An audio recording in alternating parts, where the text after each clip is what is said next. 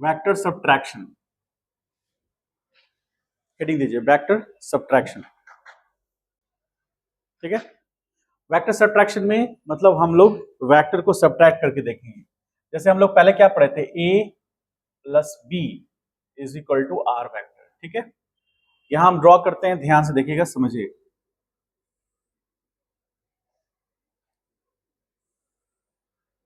ये मान लीजिए कि वेक्टर ए है। ठीक है, वेक्टर ए, इसका टेल पॉइंट यहां पर है और यहां पर एक वेक्टर बी, उनके बीच का एंगल थीटा। तो हम वेक्टर एडिशन में क्या करते हैं कि पैरेललोग्राम फॉलो करें, तो इस तरह से ये वेक्टर बी होगा और ये वेक्टर ए होगा। ठीक है, अब इनका जो रिजल्टेंट है वो एग्जैक्टली बी से पास करेगा। इसको हम R1 बोलेंगे। R1 वेक्टर बराबर vector A plus vector B. ये एंगल थीटा हो चुका है इनका ऑलरेडी। ठीक है, इस पॉइंट को हम O पॉइंट मान रहे हैं, ऑरिजिन है ये, बहुत इंपॉर्टेंट पॉइंट है ये O। तो अब हमको यदि वेक्टर ए, इसको हम R1 कह रहे हैं, हमको यदि R2 वेक्टर लेना है तो हम यदि ऐसा कर सकते हैं, vector A plus minus B vector, ऐसा कर सकते हैं क्या? क्या किए, वेक्टर ए में हम बी का नेगेटिव वेक्टर ऐड कर दिए। नेगेटिव वेक्टर पढ़े हैं, नेगेटिव वेक्टर मतलब वो वेक्टर जो वेक्टर बी के अपोजिट डायरेक्शन में होगा, माइनस बी उसको हम कह सकते हैं।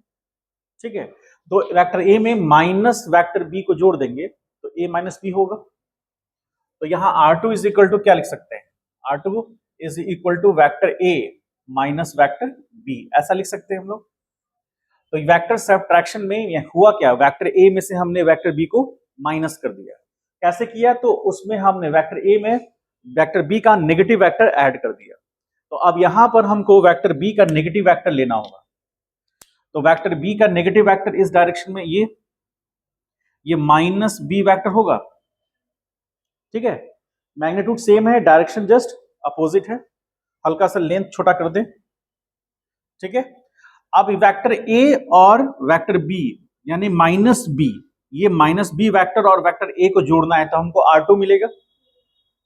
R2 कैसे मिलेगा, वेक्टर ए में ऐड करेंगे माइनस बी वेक्टर, तो हमको रिजल्टेंट वेक्टर R2 मिलेगा। तो अब यहां से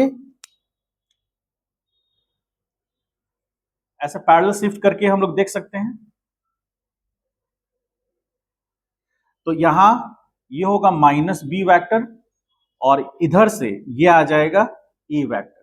ये समझ पा रहे हैं, और इनका जो रिजल्टेंट होगा वो यहां पर होगा, that is R2 vector is equal to vector A minus vector B. अब आप ध्यान से समझिए कि ये एंगल थीटा था, तो ये एंगल कितना होगा,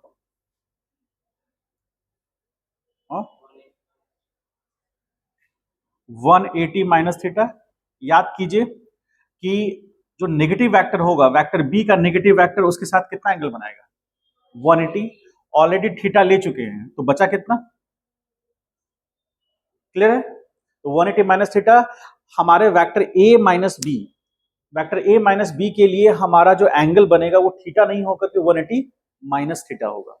इसका मतलब है कि यदि हम यहां R2 लिखें, R2 वेक्टर का मैग्नीट्यूड, तो root under a square plus B square plus 2ab cos, चूंकि हम R2 की बात कर रहे हैं और ये वेक्टर सब्ट्रैक्शन है, ठीक है, a माइनस बी है, तो इसके लिए यहां रिजल्टेंट वेक्टर के बीच जो वेक्टर a और b के बीच का एंगल होगा वो 180 माइनस थीटा होगा।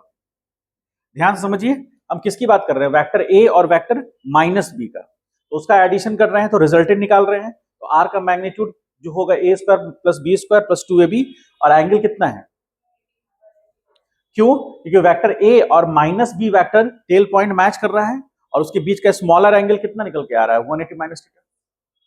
समझ गए इस बात को, तो ये R2 हुआ और इस R2 वेक्टर का मैग्नीट्यूड ये। अब हम बात कर रहे हैं डायरेक्शन का, तो डायरेक्शन में हमको याद कीजिए tan अल्फा, tan अल्फा बराबर क्या होता है, tan अल्फा बराबर b साइन थीटा, तो थीटा की जगह पर यहां होगा 180 minus theta upon a plus b cos 180 minus theta. Sine 180 minus theta नहीं याद है, कोई बात नहीं। देखिए आप बी साइन 180 माइनस थीटा, तो किस क्वाड्रेंट में रहेंगे? सेकंड क्वाड्रेंट में। तो सेकंड क्वाड्रेंट में साइन पॉजिटिव और a प्लस बी, अब 180 माइनस थीटा तो यहां हो जाएगा माइनस, फाइनल क्या आया b sine theta upon a minus B cos theta, ये आ जाएगा tan अल्फा। अल्फा मतलब जो x एक्सिस के साथ या मान लीजिए वेक्टर a के साथ एंगल बनाता है, दैट एंगल इज अल्फा। समझ पाए इस बात को? और फिर बीटा कितना हो जाएगा?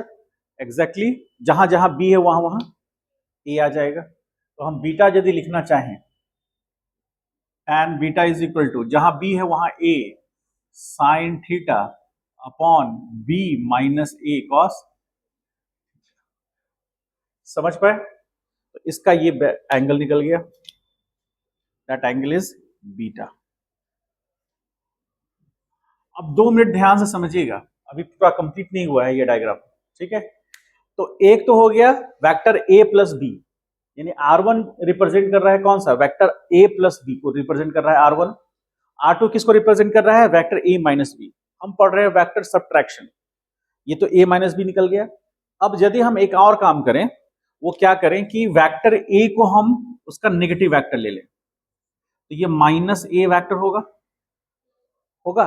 अब ध्यान से देखिए, एक माइनस a वेक्टर है और एक b वेक्टर है, तो दोनों का एडिशन, तो यदि हम ऐसा लिखना चाहें कि R3 vector is equal to minus A vector plus B vector, ऐसा लिख सकते हैं R3 के बारे में। तो R3 vector is equal to हो जाएगा vector B minus vector A, ऐसा हो सकता है। तो R2 और R3 में डिफरेंस क्या है?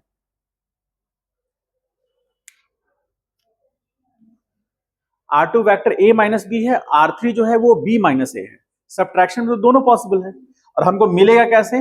ध्यान से यहां समझिए। तो अब हम क्या कर रहे हैं, वेक्टर v के वेक्टर a का पैरेलल माइनस a का पैरेलल वेक्टर हम ले रहे हैं, ये है माइनस a वेक्टर, ठीक है?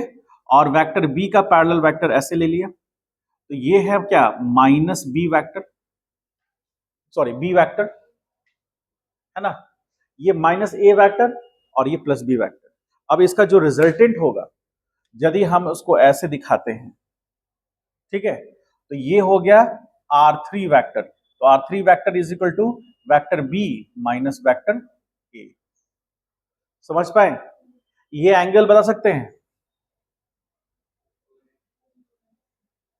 होगा?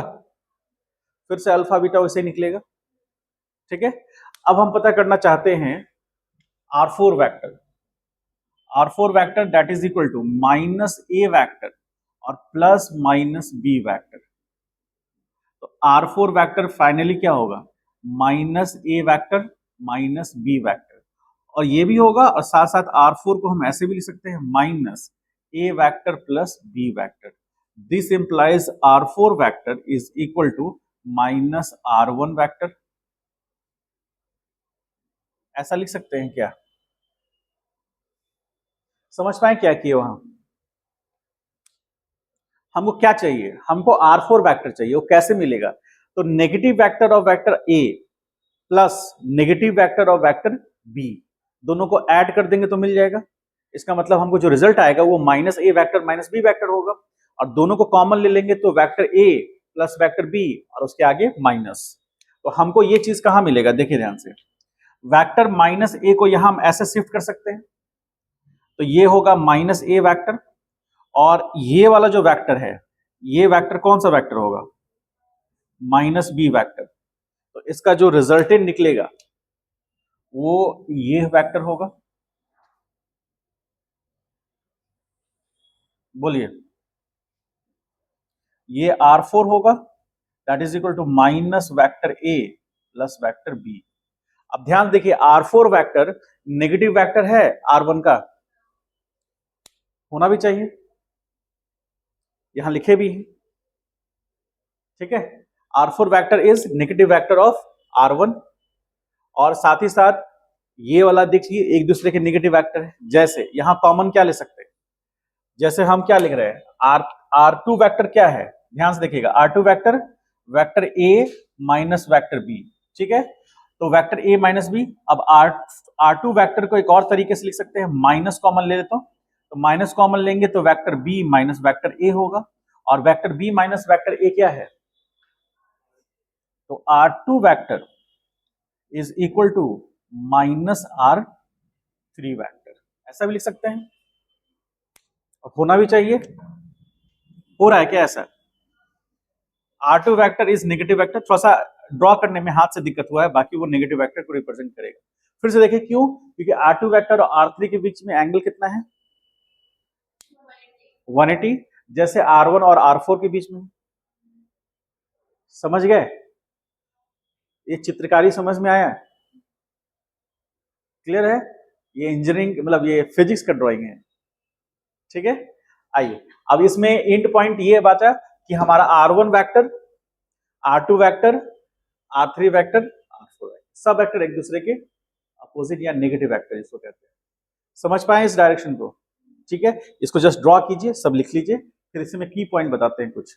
अब आगे देखिए, थोड़ा सा देखिए, अब एक की पॉइंट क्या है, इसमें थोड़ा सा अब ऐड करना क्या बचा है जो सबसे इंपॉर्टेंट है। आगे आपको सब्ट्रैक्शन में सबसे ज्यादा वही याद रखना है, इतना इतना चीजें तो आप रिलेट कर ही लीजिएगा, आगे आप जो सब्ट्रैक्शन में मोर जो सबसे इंपॉर्टेंट चीज है उसको याद रखना है।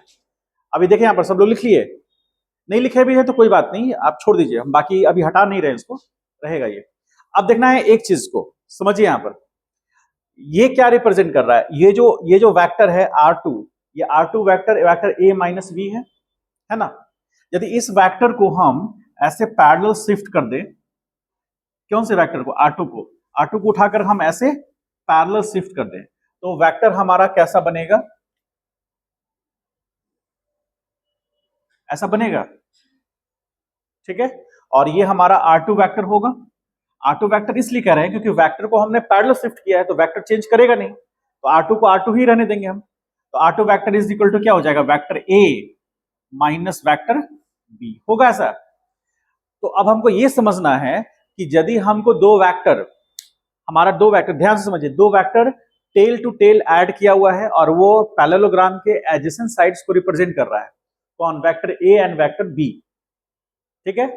टेल टू टेल ऐड है, हमको इस ब्रैकेट में सिर्फ रहना है, तो वेक्टर A और B दोनों ही एडजेसेंट साइड्स रिप्रेजेंट कर रहे हैं किसी पैरेललोग्राम का, और दोनों का कॉमन टेल पॉइंट एक है, तो उसका जो डायगोनल है जो कॉमन टेल पॉइंट से निकला वो R1 वेक्टर है, जो कि वेक्टर एडिशन A और B का है।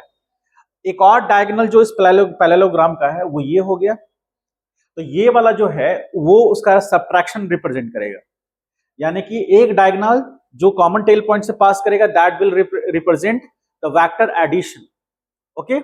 एंड अनदर जो डायगोनल है, जो छोटा डायगोनल हो या जो भी डायगोनल हो, अनदर डायगोनल जो कॉमन टेल पॉइंट से पास नहीं करता है वो रिप्रेजेंट करेगा वेक्टर सब्ट्रैक्शन। अब सब्ट्रैक्शन भी दो तरह का, वेक्टर A माइनस बी पहला, दूसरा वेक्टर B माइनस ए। तो ये रिप्रेजेंट करेगा A माइनस बी, कैसे करेगा, जिस जो एरो हेड जिस वेक्टर के साथ में होगा वो वेक्टर ताकतवर होगा, मतलब वो वेक्टर ज्यादा इफिशियंट होगा, तो उसमें से हम दूसरा वेक्टर घटाएंगे, मतलब वेक्टर A माइनस बी यानी कि हेड जो होगा R2 का वो A के साथ मैच करेगा, तो A माइनस बी होगा। यदि हेड B के साथ मैच कर जाएगा B माइनस ए हो जाएगा। देखिए कैसे, ये वेक्टर है, इस वेक्टर को हम पैरेलल ऐसे शिफ्ट कर सकते हैं, तो ये वेक्टर R3 जो है वो रिप्रेजेंट कर रहा है वेक्टर B माइनस ए। तो आप यदि R3 को पैरेलल शिफ्ट करते हैं तो कुछ इस तरह से रिप्रेजेंट होगा, वो ये R3 होगा, R3 बराबर vector B minus vector A होगा, वेक्टर चेंज नहीं करेगा। तो अब आप ये ध्यान से देखिए कि यदि इस वेक्टर का जो डायगोनल है, दूसरा डायगोनल है, उसका यदि हेड जिस वेक्टर के साथ मीट कर रहा है वो ज्यादा इफिशिएंट मतलब ज्यादा पावरफुल है, उसमें से हमको माइनस करना पड़ेगा। तो ये रिप्रेजेंट कर रहा है R3 vector B minus vector A, और R2 किसको रिप्रेजेंट कर रहा है, vector A minus vector B, क्योंकि R2 का हेड किसके साथ है, A के साथ, इसलिए A माइनस B, और यहाँ R3 का हेड किसके साथ है, B के साथ, इसलिए B माइनस ठीक है, यही दो चीज आपको आगे काम आएगा। ठीक है, समझ गए? तो इस पे ड्रॉ कर लीजिए अभी, और जो बचा हुआ है लिख लीजिए, और फिर इसको हम अलग से ड्रॉ कर देते हैं। ठीक है, समझ में आया ओवरऑल बात?